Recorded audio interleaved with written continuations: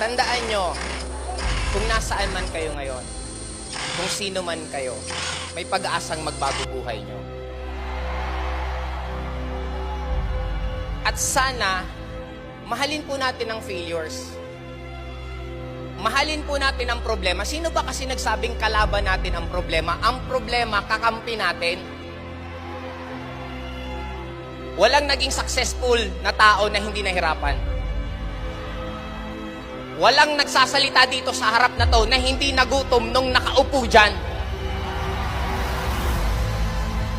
Puyat, pagod, rejection, nginingitian lang namin yan. Bakit namin nginingitian? Kasi alam namin, magbabago buhay namin. Huwag kayong matakot madapa. Huwag kayong matakot mahirapan kasi part siya ng growth.